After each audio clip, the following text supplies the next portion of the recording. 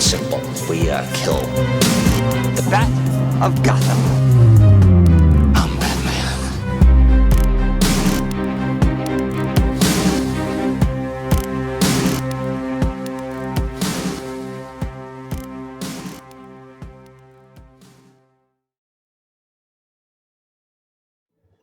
Hey now, welcome to episode number 1 of the Batman on Film Social Hour, which is taking place of the vlog. It's the new name. So you know what I decided?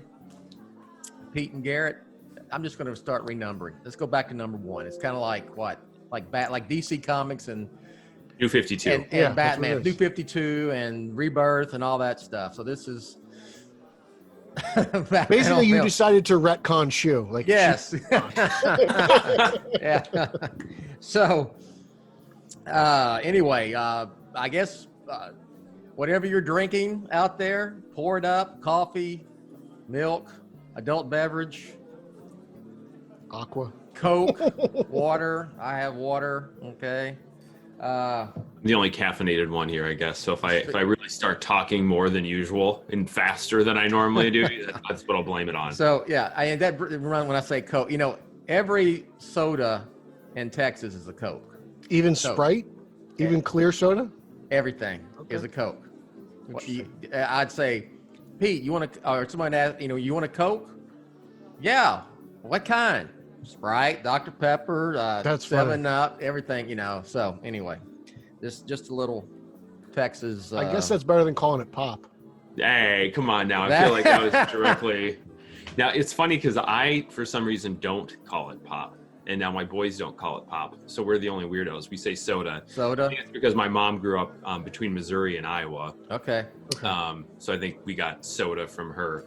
But it's funny because she now is the most she's lived in northern Minnesota for decades at this point. So she has morphed into the most stereotypical. That's more Minnesota than the Twin Cities. Oh yeah. Because I know I know that area well. Yeah, we don't have meat raffles in the Twin Cities. No. You got to go north for that, A meat raffle. That sounds like my kind of fun time. Oh. Well, let me introduce y'all. Okay, I am the host of this here social hour. I am Jett Ramey. I'm the founder of Batman on Film, and with me from Minnesota is Garret Grev. Hey, Garret, how are you? I'm doing very well, sir. Thanks for having me on. It's a pleasure as always. I am going to talk about weather on the social hour. Oh man. Of course. Okay. It is 37 degrees in Little Elm / Frisco, Texas, and it is misting and it's cold as balls. So what is it in southern Minnesota?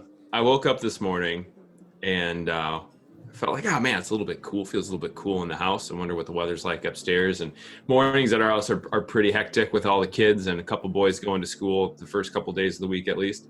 So I get downstairs and I'm like, man, the floor is cold on my feet. What is going on? And I turn around, there's our little Google Home Assistant, and it's showing 14 degrees to me. And I'm like, it's October 27th. And, the ground's been white for about a week now. Yeah. Y'all had some snow, I heard. Yeah. Yeah, snow and it stuck around. It's not unusual for us to get snow this time of year, but normally it doesn't stick around. And normally we don't get as much as we got. But it's hanging out. Now, Halloween forecast, not that we're out trick-or-treating or whatever, is 55 degrees. So whatever's here now is going to be gone, which is good because I'm I'm a bit behind on my suburban dad duties on backyard cleanup, and there's some leaves that should get taken care of, some play toys that need to get put away. So I need to capitalize on this weather because to come, because we'll get back into winter mode pretty quick here. It is the high today here is only going to be, it's like I said, did I say 47? No, it's 37 here, not 47, 37, misty, and the high is only going to be 41. And then tonight it's down to almost freezing, and then it's crazy wow. Texas weather. All right, and Peter Verra, how are you, sir? I'm good. I mean, I'm 55 and sunny, so okay. I think that's the warmest one here. Oh, you are. I believe. And what's weird is, I only moved 4 hours north. I lived in the Houston area, and now I live in the Dallas area. And back where I lived for most of my life, until we moved up here to North Texas, in Tomball, it is, the high today is going to be 78. The high here is going to be 41. That's the Well, know. when you live in a state that's the size of most countries, bigger than most countries on the planet, you move north, it can make a big difference. In Minnesota is a very tall country. Yes. It's not nearly as wide as Texas. Yeah. But you go from southern Minnesota to like International Falls. Yeah. That's like two totally different worlds. Yes. Wow. Yes. That's crazy. I've been in northern. I've been on the the North Shore, Grand Sure, Marais, yeah. Duluth, Duluth, Superior. Yeah. So it is. So Jersey's tiny. Everything's just 30 minutes apart. it is. I mean, So yeah. you can drive everywhere. All right, so we're going to talk some Batman, various forms of Batman, and let's just, the Batman is still filming. No news is good news. That's what people ask. I mean, I get tweets and I get emails. What's the latest on the Batman? I'm saying nothing, and that's good. Okay, we haven't heard anything. It means they're not shut down. It means they're still filming. We know they're going to film into February, so that'll give Matt Reeves a year-ish, a little over a year for post-production. And so, they filmed in Chicago, they filmed in Liverpool. There's been set pictures out there. We're not going to talk about them in detail, even though I didn't think they were all that spoilers. So, Pete, I think you were trying to avoid most of that, right? Yeah. I mean, with a bulletproof vest, I mean, they just keep coming. I've been muting a lot of people lately. Nobody take offense to it. I just don't want to see the pictures. Even some just reputable, good people. Then I was like, God damn, like I gotta mute you too. Yeah. I actually value your opinions on things. Yeah. But a lot of people are sharing set pics, and while some of them aren't spoilerish, it's tough to avoid. Even Boss Logic took a couple and made his fancy little mini posters that I'm going to steal Bill's idea and go to Walgreens and have them made. But it's rough out there. Twitter is it's the Wild West. Anything goes, and just be careful. And it's funny that you say like even muting like reputable accounts, like accounts that we interact with and follow and really like their opinion, and like some bigger accounts that like you follow for news or whatever. I was just saying the same thing to Bill the other day. It's like, man, it's just kind of it's interesting, and it's not a judgment, right? Like if people are into that, that's totally cool. There was a time in my life when I wanted to track down every spoiler for every movie I was into. I've talked about it, on here a couple times. The days when like I would check Ain't It Cool News every single day for some spoiler on some movie or whatever, or Dark Horizons. Dark Horizons back in the day. Yeah. Like those were my go-to things. And now I think the older I get, the more I'm like, I just want to experience and appreciate, the final product. But yeah, man, I was dodging those things too, left and right. And I made it through most of the day without seeing them, and all of a sudden, like that evening when they all started showing up online, I saw just about everything. And Bill, to your point, I don't think anything was too spoilery, but I was wondering if you're going to bring up the set pics, and I hope this isn't like not cool to ask, but it's a little bit detailed. I had somebody reach out to me, and they're like, "Hey, do you know if the Batman is going to take place in a world where there's a pandemic? A lot of these set photos have people with masks on. Is that going to be in the frame, or is that between shots?" And I said, no way. It's totally, not in the movie. It's just them being safe on set. And then I, replied, and I'm like, I don't actually know that for sure. I feel like it's safe to assume, but I just spoke like I knew for a fact. Mask out. Yeah. I don't think this is spoilerish, but I know some of the there's set pics, but there's stuff like logos and flyers and things like that are in the background or on cars or whatever, and it seems like they're dating it like 2019. So I know this came about this year. It's a 2020 thing, because everybody says it's 2020, but that's set protocol. They have, they masking up in between, and then people behind the cameras are wearing masks, and apparently they're sequestered.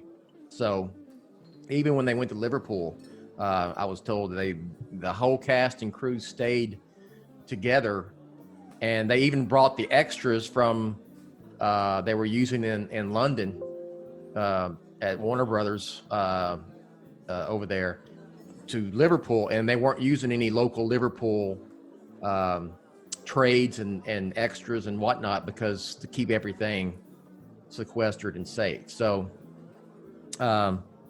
like I said, it's still rolling. Hopefully, it's end of October basically. Let's get this thing, get it finished, and let's look at it next in 2022. I almost said next year, but we're almost in 2021. But of course, how long have you been saying next year on yes, this? yeah, For a while. for sure. But one little mini subtopic, I guess, when it comes to the Batman is now they're talking about James Bond, the new James Bond movie going to streaming. We talked about it, Garrett, yesterday on the phone. That was us, correct? Yeah. Did we talk? Yeah. Okay. And I don't want that for the Batman. I really don't want it for James Bond because I am a James Bond. I love James Bond movies, and I want to see it in the big screen. And I don't know if they're going to do it both. I don't know how they're planning on doing it. I haven't really read up on it or not, but I know there's a bidding war apparently for the James Bond stuff. And yeah, and I'm hoping by 2022 March that we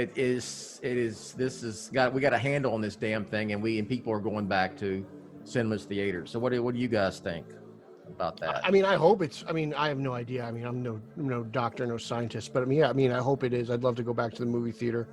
I think for some reason I feel like the Batman will be fine. I think James Bond's obviously an issue. Like Wonder Woman, who knows? There's those movies, Black Widow as well. I mean, we don't know when these things are coming out just because, health protocols and such. I'm not sure, but I mean, the movie theater experience takes precedent for me. So hopefully I get that. But I'm not going to lie. I mean, I'll pay to see Wonder Woman on VOD if I need to.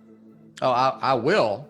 I would rather see it. I mean, that thing is they haven't budged yet from Christmas Day. It's just weird because I've said this before. Like Tenet didn't do so well, Mulan didn't do so well. While people seem to like both movies, they didn't seem to make the money they wanted. So there's really no clear-cut answer. You had two big studios release two big movies, and none of them did well. So it's a weird little standstill we have here. Mulan, that's I didn't follow that. So Mulan didn't make a whole lot of money. Disney? No. Okay. No, they were unimpressed with the returns. Okay. Garrett, what do you think? It's kind of back to my small town Minnesota roots. We didn't have a lot else to do growing up. Especially I guess I got to be a teenager and could drive places. I lived way far out of town. Then to drive in and go to the movies. So that became what we did. And it wouldn't be weird. Small town, and I was a good, highly dedicated high school athlete. I wasn't partying on Friday nights. I waited to discover my love of beer for college. So yeah, right. it wouldn't be weird for me to go to two movies a week even. Like that wouldn't be unheard of.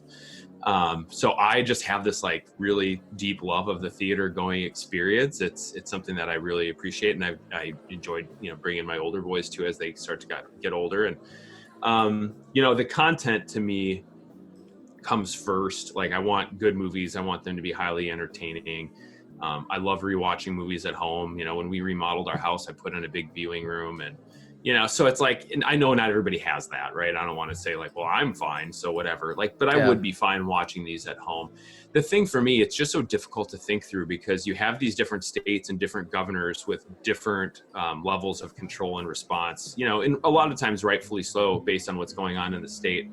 I think the concept of releasing, having a wide release for a major tentpole motion picture is a challenging,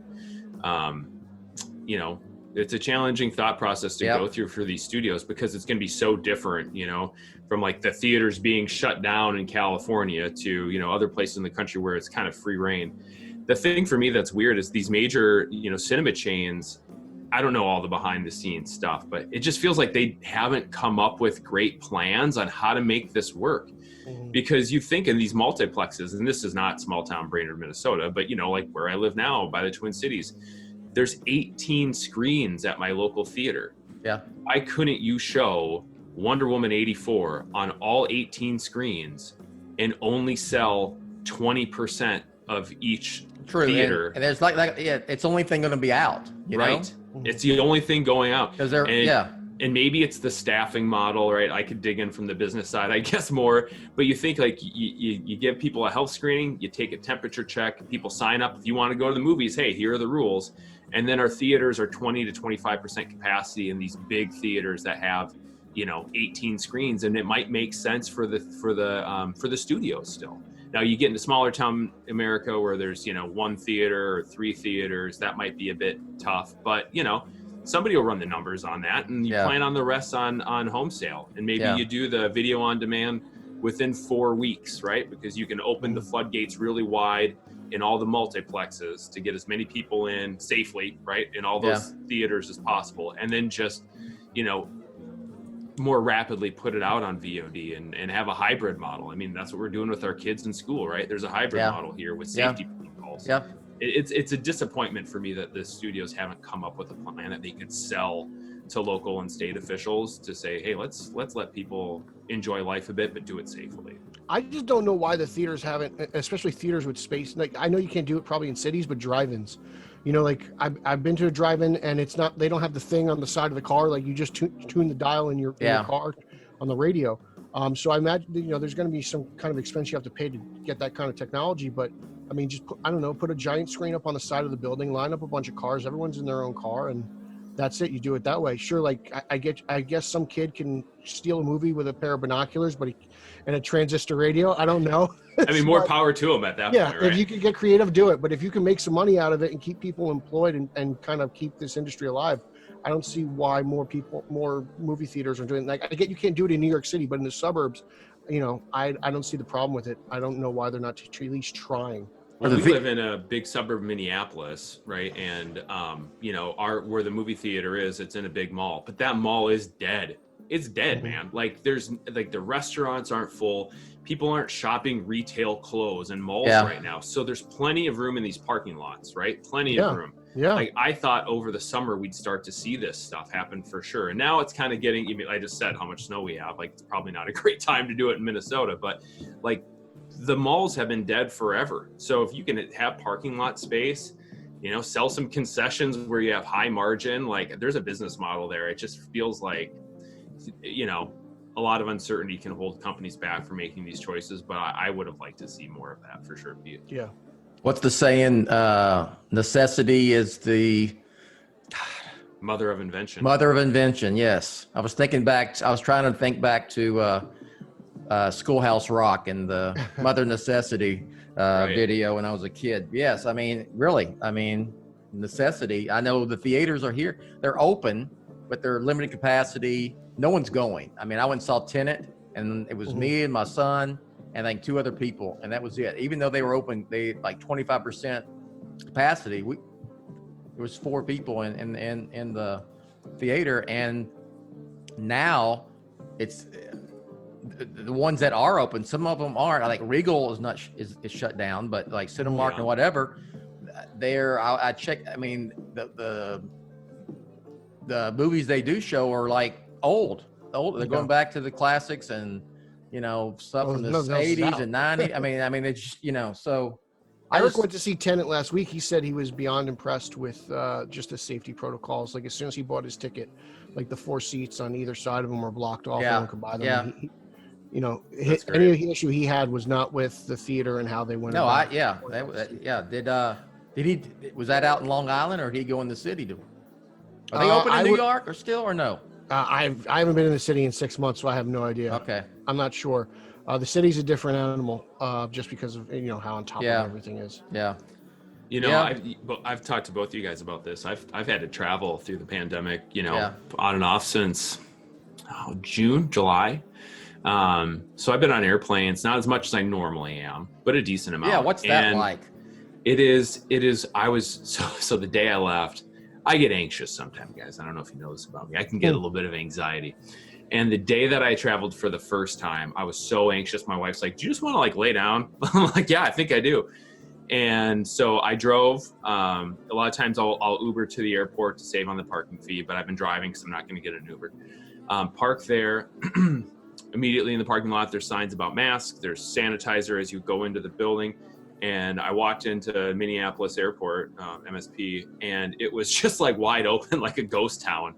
and there's no lines at security. Things were sectioned off. There's like sanitation stations Or the everywhere. restaurant. I mean, I like that airport. I've been there many times. Yeah, it's a great airport. Are there restaurants are those things open or what? There are a few. It's not as, they don't have nearly as many open, but I think a lot of that's just driven by volume, right? Like the customer base isn't there to keep them all open. But there's protocols there. You know, there's no paper menus, just like you see in most restaurants. So you scan on a phone, things come up. It's all kind of distance. But I've never seen the airport less congested, less crowded. No lines at security. There's not people right behind you or right in front of you. You get I fly Delta with work, and you know, it's a little bit more expensive of a plane ticket, but the middle seats are blocked. They do this like fog sanitation every time the plane touches down. You walk on, they hand you hand sanitizer and wipes, and you've never seen a cleaner airplane with fewer people. I've never had even a row partner, you know, next to me, even 2 seats away. So that's the thing. Like, if you can go through this in the airline industry, like, come on, cinemas, you got this. I mean, I think there's, you know, you got to figure out how to rotate the air in there a bit more and some other things, but come on. I mean, and we got to get together. And we got to get movies made, you know? Right. Yeah. That's, you know, to be able to put out there. And I know some of them, there's like Bond and Black Widow. We talked about Wonder Woman, 1984. They're done and ready to roll, but we'll see with that's going to be interesting with Wonder Woman 84 to see what it does. Yeah. And how, and maybe how quickly, like, we don't know for sure. Maybe they drop that thing video on demand 2 weeks after it hits the, I mean, like first part of January, you know, and then it's on home video not too long after that. So we'll see, you know. My biggest gripe with Wonder Woman is like this really there's the domino effect, like it delays Wonder Woman 3. Yeah. Like, you know, just you think it's going to be as successful as the first one and you hope it is, and it's just like, how long is this going to take? You don't know when pre-production starts for the next one. Maybe Patty's been working on it, just kind of being proactive, but it's like, we're not, who knows when that's even going to happen. Well, the thing that's, I just, you know, here we are getting to the end of 2020, and we would be sitting at, you know, once the new year comes, we'd be able to be sitting here going, we're like 5-6 months away from the Batman, you know, from its original date was in June, you know, and now we're having to wait until almost a year later. So I just want to see, I hope things have changed dramatically by then and we get to see that properly in the theater with all the other previous Batman films. All right, let's move on and talk a little bit. Just want to mention, you know, Pete reviews Detective. He has a new review out today. So check it out. Garret just dropped a Batman Superman number 13. He also does Justice League. So also the finale of Three Jokers was out. Just want to talk a little bit about that. Pete has not read the 3rd issue, so we're going to talk about the lead up a little bit. But I'll just say overall, this has been, for me, it's been one of the.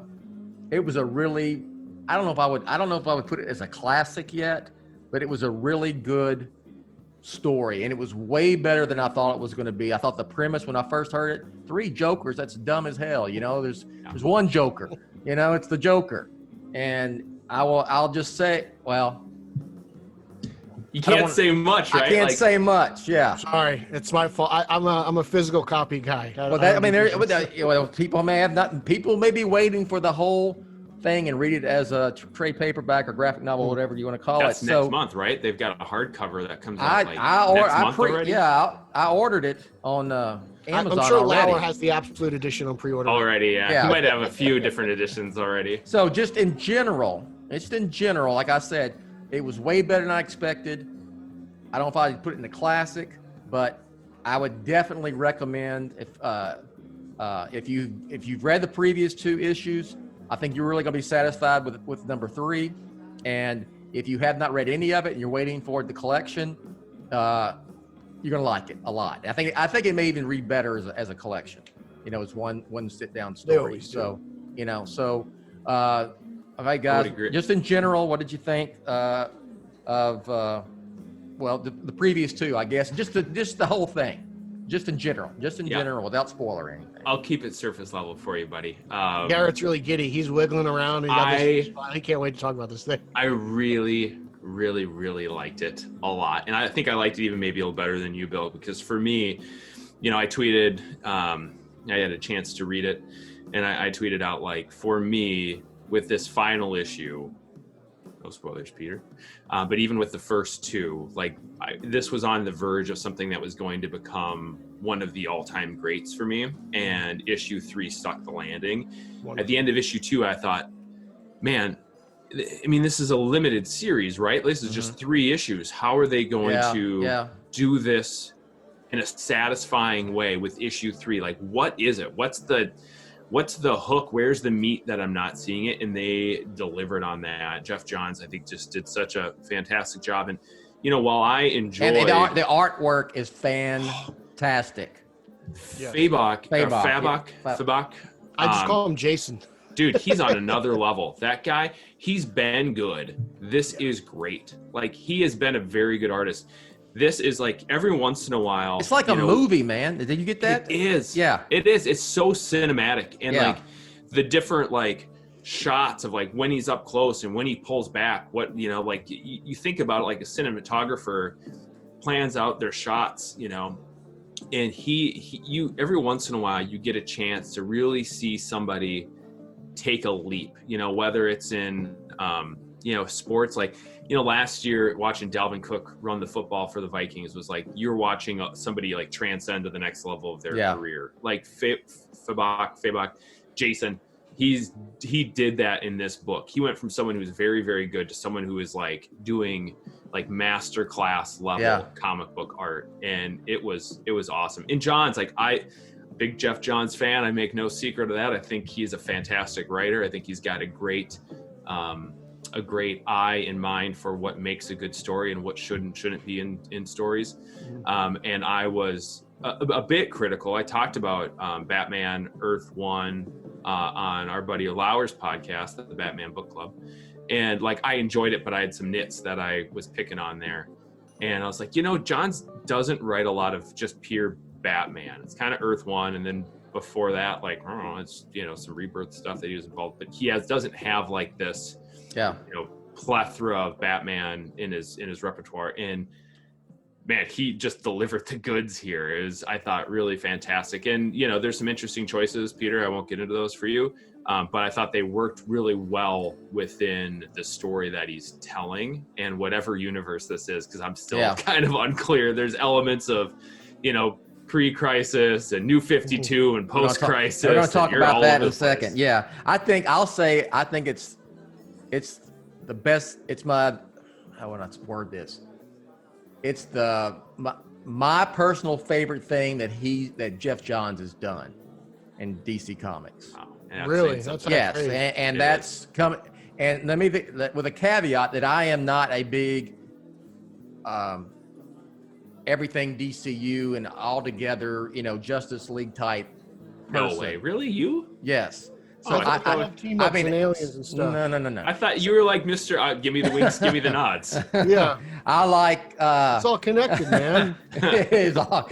I like, if I'm gonna, if I'm gonna read Aquaman, I want to read Aquaman, and it goes for any of the others. But Earth 1, I like, but with you, I have some. There's some things that kind of, you know what I mean. I think with Earth 1, he's trying to do something so different. You know? Yeah. And then this is my favorite thing he's done. Artwork was fantastic. So I mean, you're excited, obviously, to read. Have you liked it so far, Pete? And you're ready for this? Oh, I loved it. I mean, okay. Yeah, I mean, I'm a big Johns fan myself. Okay. My favorite Johns story is probably the most controversial comic book combo in history between him and Ethan Van Sciver in Sinestro Corps War. To be honest, like those two guys, they seem to make headlines a lot. But I mean, Three Jokers has been phenomenal. Just the 2 issues that I've read so far, and anyone who reads my reviews know how much I love personal stories that just kind of seem to go at the heart of the character. And I think Three Jokers, there's kind of like that 3 element. Batman, Batgirl, Red Hood. There's kind of like that motif that play on that. So like I get why it was 3 issues, but at the same time, I was like, man, like. I had the same thought as Garrett. Like, how are they going to cram this story in just 3 issues? Like, I know the book was oversized, but I was like, at times, man, I kind of wish this was maybe five, six issues. But, It's I mean, I crazy. loved it. And it's funny, like when you mentioned Jason Fabok, whatever his name is, Jason's art, you kind of want to just put on like Danny Elfman's Batman album both of them and just play it and just kind of have that music in the background because it feels very very much like a cinematographer. He told me through Twitter that he would do a podcast or be a member, a guest on the Social Hour. So we need to. Oh, that's great. And he I said know one, Lauer's been trying to get him too. Yeah, so he he's said another man. once it's all. He said once they're all three, it's out. So now that's the case. So big thumbs up for me on it. So I recommend it. You can check I think it's my favorite. I want to make sure I'm not saying something silly here and missing out on something huge. I think it's my favorite Batman story since Court of Owls. No, that's fair. That's very fair. That is fair. Yeah. You know, Yeah, Court I'm pretty of sure it Owls is. was a huge hit at the time, and I feel like this is right up there with it. For me, it's reached instant classic. I got to see The Landing. I'm sure it sticks to landing. I haven't read Lauer's review yet, but I haven't felt this good. White Knight, the first volume, reached instant classic status pretty fast. Yeah, I was about to talk about I White feel like Knight, that's kind of on the same level, but I do like this a little bit more. At times, it felt like White Knight kind of went heavy on the Batmobile nostalgia, but I like this. It's White Knight is the only thing I've read in a while that maybe since Court of Owls that's really classic status. Mm-hmm. But this is this is close. And once I read it again as a collection, and I will admit I read it digitally because we get these to read for reviewing purposes, almost a week before. I've ordered the hard copy, and I'm going to read it, and probably is one sitting. I may kick it up a notch or two and put it up in that status. But it's always fantastic. read better when you read them in one sitting. I remember I did a show with Lauer on the Batman Book Club about Joker War because he wasn't too fond of it, and he said it did improve reading it, cover to cover in one sitting. So it works better. Sometimes waiting a month or whatever can kind of take you out of take some steam out of the stride. Yeah, I'm with you. Okay, let's talk about staying with comics. And if you were just wanting the Batman news or discussion, we do everything Batman here. Batman continuity in the comics. And the reason I added this as a topic is I was talking to Garret on the phone yesterday, and we started talking about it, and I said that's a good topic. Then we just shut it down and said, well, we'll wait, we'll do it on the show. So it seems what brought it up was I said, okay, 3 Jokers, is this canon? Right, and we were like, because we don't know, we don't know for sure if it's canon. Right. It was a Black Label thing. I don't know if that makes a difference, but I don't think Black Label's supposed to be canon. Yeah, I think that's the canon. Okay, but it seems with Batman continuity in the comics that they've since Grant Morrison days with Batman for the most part, it's been from RIP and through. New 52 through Rebirth, they've cherry picked what they want to keep, and they've probably kept. I think, and y'all can speak to this. Batman's continuity has been in the comics has been more carryover. Different than the other DC characters and so forth, right? Or speak to that because I can't, No, you're right on. And I think, if you go back to really even before Morrison, I think Morrison did this really interesting thing with it's all real, it all happened, different times in Bruce's mind and different things reflect, sort of the interior of his mental state. Everything happened that ever happened in the comic books. Yeah. Right. Everything happened in some way. Bruce experienced it, whether it was through hypnotic, states or whatever else, this sort of self-preservation internal bat computer that he built into his brain in case there was ever a downfall, and that you get the Zurina. I don't know how to pronounce that. I don't know. That was not my like best I can guess. pronounce anything, but yeah, that's a good point, Peter. But even before that, if you look at most things post Crisis on Infinite Earths, a lot of that has carried over. So Batman Year One, gosh, what am I'm blanking on. Ridiculous. I'm blanking on this. Nightfall, right? And Night Quest, and all of that has kind of maintained the core elements. Maybe not all the story details, but the core elements have been there. No Man's Land is still like in play, and then so you went from post-Crisis to New 52. Almost every other single character started fresh. You look at what we did in Action Comics. It was Superman in a t-shirt and jeans. This is the first time Superman's ever existed. You look at what happened in Batman. No, man, that Batman had his back broken by Bane. That Batman had No Man's Land happen. Like, that Batman carried a bunch of his, pre-New 52 stuff over with him, but it was somewhat selective of how it included. In the New 52, you saw Superman versus Doomsday, that Superman's first time fighting Doomsday. But you didn't see Batman's first time fighting that Bane, right? Like, that's not what happened. So it was kind of this continuation. And, my thought, and when you say it out loud, it doesn't make as much sense because Superman had a lot of success in the 90s, but Batman, I think, has probably been more consistently well regarded with fewer sort of hard resets than Superman and the other characters. True. Well, they have they go over to like the top writers of all time, want to do Batman, and so you get good stuff. I can't fathom them ever saying, "Yeah, we're going to get rid of year one." Year one is when it is. Well, didn't they didn't 0 year Snyder's 0 year storyline kind of try to replace that? A little bit, but then now it's kind of like, okay, never mind with that. Never mind with that 0 year. Which I didn't like. I wasn't a huge fan of 0 year, to be honest. And I'm a big Scott Snyder fan. So,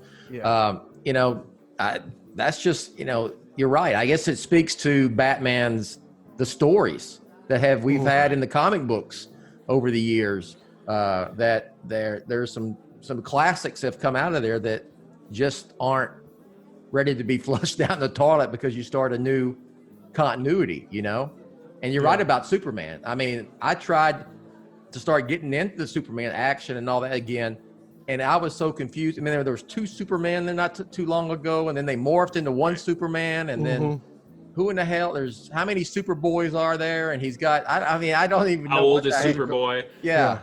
Now he's like 25. It's challenging for me because I love Superman deeply, but I have not been. Superman Rebirth, I think, was good. They sort of got things going in the right direction again. I liked the fact that they brought back post-Crisis Superman to replace New 52 Superman, and they had this weird merger thing. Like, there's some goofy stuff that happened.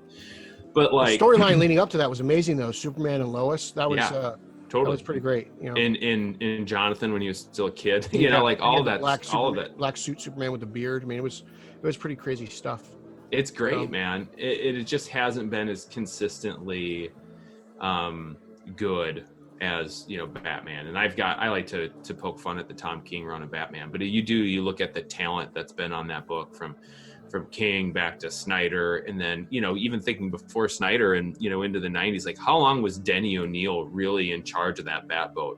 From an editor standpoint, and talk about a dude that just knows the character, brought back the character to its roots, reinvented the character in some ways, and then shepherded it through literally 2.5-3 decades of comic book stories. You don't flush all that stuff when you have that much good going on. So that's what this is interesting for me when you see the Black Label stuff, to see okay, there's pre-Crisis Killing Joke stuff, there's post-Crisis. Sort of even with the suit kind of callback is post-Crisis. That's kind of a Batman Incorporated suit that he's been rocking this whole time. But then it's New 52 elements. You see definitely when it comes to multiple Joker and that's death of the family elements that are kind of carrying through all the way there. And then now, we're in this, it's, is this in the Rebirth timeline? Is it not? Is it just this mashup? Which is so great because I think it makes it possible for this book to be a classic that can stand on its own, because it is a great companion piece to the Killing Joke, but it's not truly a Killing Joke sequel. It makes it a companion piece to the stuff that Snyder did in Death of the Family, but it's not a sequel to Death of the Family, right? It allows it's got enough of the great, like, you know, its ancestral Batman DNA built into it that it is familiar and recognizable without being beholden to those things too much, and allows itself to stand on its own in a really smart way. But it's cool to see so much of, like, you know, the sort of like bat stew that came together to make this thing. Yeah, they've been messing around with continuity since, I mean, well before the 80s. But, like, you know, you had Crisis on Infinite Earths, which tried to clean everything up, deleting like a lot of, like, well, retconning, you know, like Earth 2 Batman and Yellow Pants Robin, like all those guys seemed to kind of vanish. And then they kind of brought them back, and Superboy Prime broke the source wall, and Infinite Crisis, and then Grant Morrison tries to tie all his loose ends in together, and then they reboot everything with the New 52, and then somewhere along the lines comes Convergence, where they try to bring the multiverse back together, and that was a big failure of a mega event. And now Rebirth tries to just pick and choose what they want into which character. You know, let's blend 2 Superman together, let's blend all these Batman together, and it's like, you know, outside of the Green Lantern and Flash, no one actually really changes hardcore, right? I mean, like, you go from Hal Jordan to Kyle Rayner, you go from Barry Allen to Wally West, and things are drastically different. They're totally different people underneath the mask. So, I mean, trying to keep up with continuity is just, at this point, it doesn't matter to me. I stopped trying to figure it out. I just appreciate the story for what it is in front of me as I turn the page. And, yeah.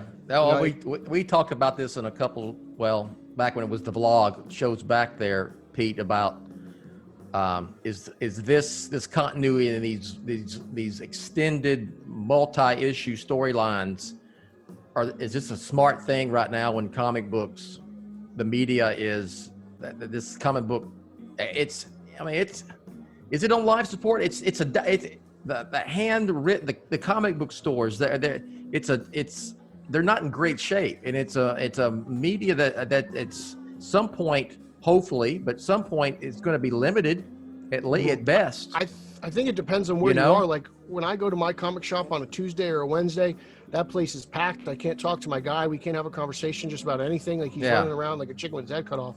So, I mean, you know, I can't imagine what it's like being in, like, Nebraska and reading comics, because, you know, everything's probably 3 days away.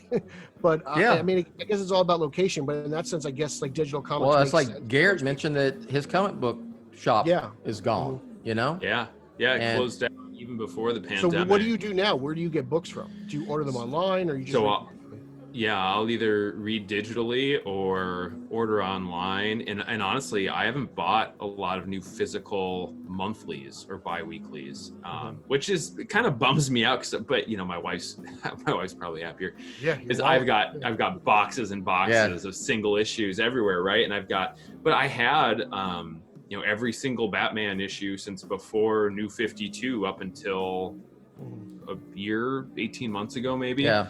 You know, and that kind of bums me out. But I'm like, all right, man, what are you really going to do with it? Like, you know, even with the digital, even if it being accessible on your tablet, your phone, whatever, still, and in print, wouldn't it be easier, to get new people on board if they were easier to get into, and you're not picking up right in the middle of Joker War. That's why they did those Walmart Giants. You know, for a while they were having those exclusive Walmart Giants that even comic shops weren't allowed to get until probably about 6-7 months later. And I mean, I remember getting into arguments with people about that before. They're like, "Oh, you just got issues with Walmart." I was like, "Well, no, you're not making this accessible." Don't get me started about Walmart. Well, I know you love your action figures and your pops from Walmart, but at times it felt like you guys were not you guys, but DC was burning the actual, you know, comic shop reader and the shop itself, just so they can get, you know, books out to Walmart. And I get it. They came out eventually, but they have been trying some different tactics. I'll say that. Yeah. All right. Good discussion. And speaking of, we talked about Joker and Joker War and all this. A couple questions. This is hobby. This is BOF hobby. Are we oversaturated with Joker right now? Should DC give him a rest and bring him back madder than ever, like Batman 251 back, you know, my favorite individual Batman story back in 1973. What do you think about that? I'm 100% behind it. I mean, he just got his own solo movie. You know, he just had 2 mega events, 3 Jokers and Joker War. He'll be back in the Snyder Cut, so that'll be popping up within a year. I wouldn't mind the Joker going on a little hiatus while he tries to figure out, you know, his next, you know, dastardly plan. Yeah, I'm on board. And if you look at sort of what the blueprint is for that, it's pretty damn good. So, you know, I was texting Bill the other night. I had some time to myself. The kids were asleep. My wife was at this like women's study thing, and I was just flipping through DCU to see what I should waste my time on. And there's a series of short little 5-minute interviews called The Batman, and it's there's like 3 episodes, little mini episodes with Denny O'Neil, and then 2 with Neil Adams.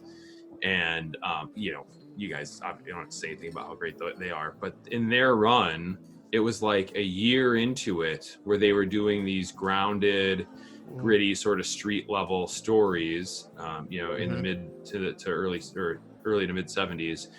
Transition and people wonder why that's my favorite version. Right, of Batman. there's your jam, yeah, right? Yes, yeah, totally. That's where I cut my teeth on right there. Julie Schwartz was like, hey, we got to get into some of the baddies again. We got to bring the rogues back. And they're like, we're not sure how to do it, right? So they went away and thought about it. And that's how they created Ra's al Ghul, because he was like sort of this crossover. It could be like 70s Bond, eco-terrorist, real life ish with some supernatural elements. Yeah. And that was sort of their bridge. And they didn't bring Joker even right on the heels of that. They knew they had to work up to the Joker. And then when the Joker came back, it was, you know, Bill Finger Joker, like, you know, this sadistic killer, not the goofy clown game show host that they had for years. I mean, the character had been this, you know, mischievous prankster for, you know, from the almost like 1941, 42, all the way up until he came back in 1973, you know? And then he came back as the Joker we know today, right? Yeah. Well, so then you take a look, fast forward, 3 decades or so, and when New 52 comes out, what does Snyder do? Yeah, right. You have to wait. You get a hint of Joker in Batman 1 and Detective 1, and then you have to wait a full year for Joker to come back.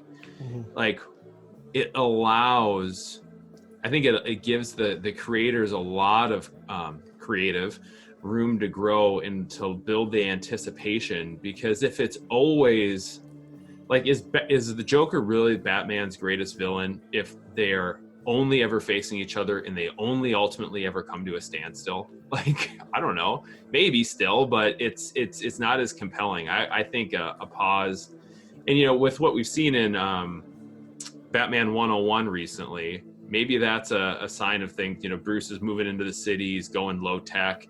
Maybe that'll be the street level crime stories, and the Joker gets to take a well-deserved rest for a little bit here. But I'd be totally on board if he did.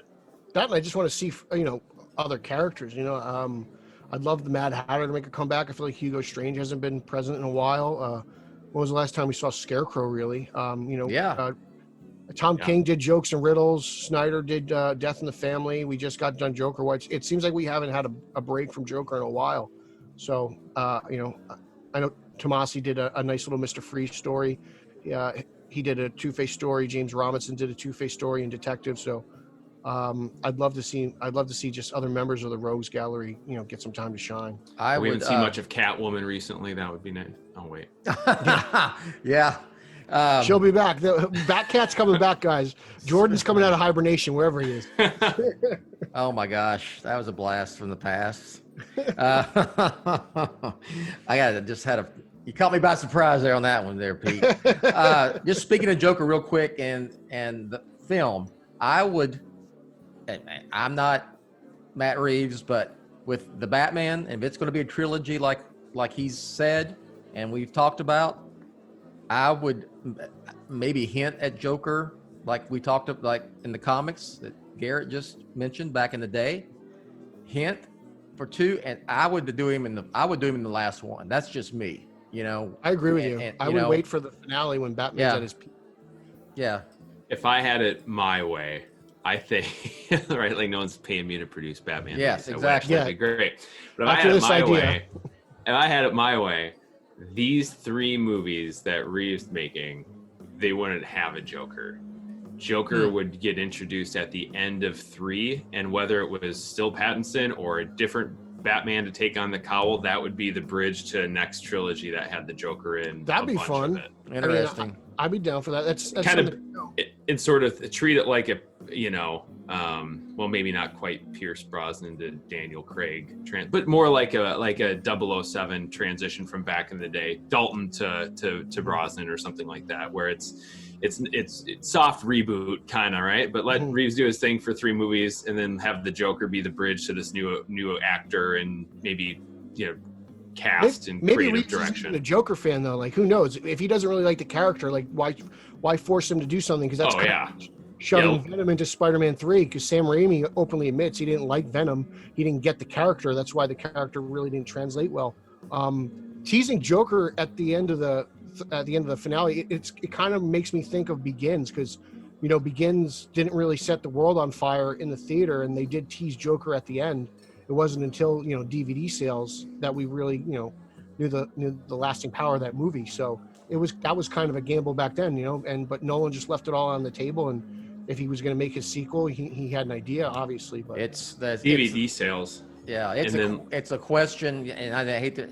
We always bring up. Can you make a Batman story that can be argued as definitive without including the Joker at some point?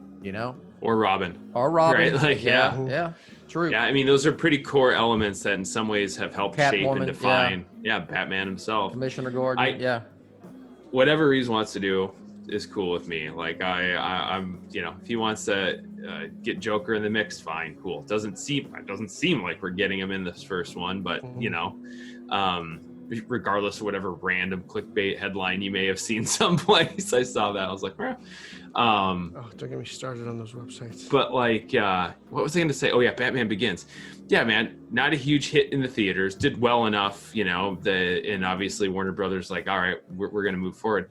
And the DVD sales were huge. But do you remember how often that thing was on TNT on Saturday afternoons back in the day? It was like you could watch Batman Begins any weekend you wanted on TNT in the mid 2000s. It must have been a cheap movie for the stations to kind of rent. The home video was what probably led to getting the Dark Knight eventually, because that thing was that movie had a lot of legs. It did really. I mean, it opened up. I saw it.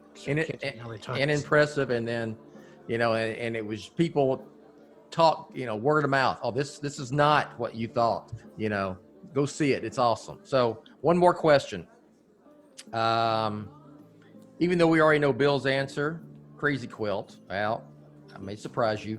What Bat villain not yet done in live action should be in a future sequel? I guess just what Bat villain we've never seen would you like to see in a live action film? Pete. For me, it's the Mad Hatter, and I don't know if we're going to get that in a Reeves movie. I feel like it's been kind of teased. That guy posted a picture of him under a top hat, so maybe I'm going to finally get my wish. But I really like Jervis Tetch, and I'm dying to see the Mad Hatter on live screen. All right, Garrett. Man, I don't think we're going to get this one, just based on the tone and the sort of gritty street level real-ish world feel that Reeves seems like he wants to give us, which I'm on board with. But I've said for a long time I'd like to see Man-Bat in live action, because I think you could do it just separated enough from reality without being, you don't have to do it in a universe where aliens exist and where Darkseid's going to come down and Batman's going to need to fight Darkseid and everything else. But you could do it with just enough science fiction, like sort of genetic modification outside of what the science community thinks is moral or decent, that has this outcome that could be super cool to see in live action without being completely fantastical and becoming too cartoony. And I've got a soft spot in my heart for Man-Bat ever since on Wings of Leather, the first Batman animated series episode that I ever saw air. I think it was the first one that ever aired in like the primetime Fox debut spot. So that's one I've been wanting for a while. I don't think Matt's going to give it to us, and that's just fine. But somewhere in my attic, boxed up, boarded and in a bag and in a tote, is the very first issue or very first comic where Man-Bat appeared. Nice. Yeah, That's somewhere. very nice. Yeah, I have it somewhere. That could be a cool story. I mean, just kind of like, Yeah. Batman kind of being framed and being chased by the police for murders or kidnappings that, a flying bat and people just kind of see. And I think it would be a cool angle. And I think the human pathos are there too, because you can do this sort of like, Victor Freeze kind of tortured scientist, like searching for a cure for something that goes sideways and, horrible accident, now trauma. Yeah, I think there's a lot there. I would be a little bit of the lizard, right? From Spider-Man totally. in there? Yeah, totally. Yeah. All right. And Francine, his wife, always plays a big part in it. So there is a little bit of a Mr. Freeze angle there. True. I just love it. Just reminds me how much I love Batman the animated series. Like Bill and I've talked about this. My love for this comes, just my generation. Pete, you're a little bit younger than me, but we kind of grew up with that. And as you get older, looking back at it, just how friggin' well they did with the villains in that kids cartoon. Right. It's not a kid's cartoon. It's not very childish. It's not. It isn't. But it's to air on like Fox Kids afternoon block of cartoons, and you go back and you watch them, like, holy crap, they really dug in. And Mr. Freeze is the prime example where they just like totally recreated that villain and brought in this emotional core. But they did a good job with that, like across the board. Scarecrow maybe not, at least early appearances, not as much, but they just masterful storytelling in that. I agree. I got the box set. I break it out fairly often. Not going to lie to you. All right, we're going to plug some stuff in just a second, but I am going to. We're going to give away a Batman mini poster. This was actually. Let's see. Make sure. Okay. It's and I hope I'm not butchering this gentleman's last name. So if I am, forgive me. I'm not going to complain about it. Blame it on Texas. Bill Sienkiewicz. It's the Batman Day 2020, and I believe it may or may not be related to the Batman, because Matt Reeves, that's the one Batman Day poster or art that he retweeted, and it's we're going to give that away. So all I need you to do, if you'd like this, I think it's a 11 by 17 mini poster. Okay, maybe a size up. 12 by 18 is the other one. Okay. Anyway, it's cool. I got one hanging right there in my office. So same thing. because I got two of them for this purpose. So if you would like it, just email me, Jett at batman-on-film.com, and in the subject line, put, I listened to the first episode of the Batman Social Hour. And then in the body, give me your name and your contact mailing information. And I'm going to take all the entries, I'll throw them in a hat, pull one out, send it to the winner. Okay. So there you go. So email me. Bill, am I eligible for this? Or the team BOF is not eligible. Oh, rats. I'm sorry. It'd be people would be saying that there would be shenanigans at taken hand. to the streets. I don't want any shenanigans or complaints of shenanigans. We're shenanigan free here at no Batman mail or on fraud Film. here. Yeah. Absolutely. So again, that's the way to be. Just email me, Jett at Batman on Film with the dashes in there, just like the URL. I listened to the first episode of the Batman Social Hour. Give me your contact information, mailing address, please, and we'll pick one at random and send it to you. All right, plugs. Garrett, what do you got? Bill, you mentioned it already. I'm reviewing Justice League and Batman Superman titles over at the website. I would love to check those out. You can follow me at Garret WATO. It's Garret Wato, GARRET WATO. We can talk about them. We can talk about anything else you like. I like to talk about fantasy football and Superman and He-Man and all my kids and everything else. So if you think you might be into that, love to have the conversations. Otherwise, watch this social hour and go check out any of the vlogs from the past, and we can talk about those too. All right. Peter. Please check out my latest review of Detective Comics issue 1029. You can follow me on all social media, Instagram, Twitter, and Zack Snyder's favorite, Vero, at Pete Illustrated. You can also follow my show that I co-host with Eric Holzman, the champion of Long Island, at straight_O_G.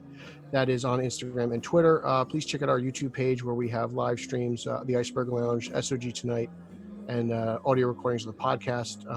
And just, keep on just reading comic books and supporting DC Comics because I don't want them to go anywhere. So just read books and support them, and let's interact on Twitter. Sounds good. You can follow me on Twitter at Batman on Film. There is a Batman Instagram. It's at Batman on Film. That is a Ryan Haas joint. He's in charge basically of the Batman on Film Instagram. And so shout out to Ryan Haas. That's all I got. Let's see what we want to say that after Joker War, I did pass the torch of Batman, reviewing Batman to Ryan Lauer. So Ryan Lauer took off with took over at 101. I did it after the late great John Dearly passed. John had reviewed Batman since the beginning of doing reviews on Batman on Film of Batman. I mean, he did it all the way through. I took over after his passing, and then went and I was, I always intended to hand it over to someone, and so that's Ryan's deal now. So make sure you check those out as well. So shout out to Ryan, and I guess that's all I got. Don't forget about the contest, and you want to win that mini poster and Batman on Film. Who's going to do it today? Because Pete's been doing. Pete, you know what? I hadn't talked any food lately. Real quick. If you cooked up anything, Pete, you want to brag about here lately? I just grilled up some delicious veal chops last night, and I was very pleased with them. And it was probably they had a nice piece of bone in them too, so I got some good bone marrow in there. So that was delicious. Okay. I grilled up myself last night. Peter. Okay. I was outside in the snow grilling away. Okay. Garret likes to cook as well. Any dish you've concocted lately that you want to brag about? I grilled up a really nice ribeye big enough that it fed my family of 6. You wouldn't believe. Beautiful. I've got another one, same size. It's its sister cut of meat. I'll send you a picture of that thing. I took it out, seasoned it. Pretty easy: salt, pepper, a little bit of garlic powder, a little bit of onion powder, a little bit of chili or chili powder. I rubbed that in, let that sit for a day. Took it out. Squeeze of lime, got it up to room temperature, high heat sear, about 6 minutes each side. It came out like, I told my wife, I'm like, I don't know if you think so, but this I think is the best piece of meat I've ever grilled. It came out really nice. So I was proud of that. This last weekend I got some shrimp, and you can't still get them up here, a little bit more pricier in North Texas than they are when I lived stone's throw from the coast, but I got some shrimp, some gull shrimp, and I grilled them, and I made some grilled shrimp. Grilled shrimp. I'm not talking about the Three Stooges. The grilled shrimp po' boys with the Cajun lemonade sauce. They were fantastic. It was fantastic. I also did some corn mock shoe and some Cajun corn mock shoe and some dirty rice. So. I've been following these pictures on Facebook. You've been making me hungry. I mean, not that it's hard to do, but yeah. We got to do that cook-off one day, or just. I know Rick's dying to talk about his mashed potatoes. I love those mashed potatoes. Or just do a vlog, a social hour on recipes. Like, you bring your recipe, bring some pictures, we'll post them up, talk about your recipe, and we'll get it done. So, yeah, I got to write that down. There, got it done. All right, there we go. Notes. All right, here we go. Batman on Film, authoritative, definitive. Dadgum original. Come on, Garret. There we go. We'll catch you next time. Thanks for watching.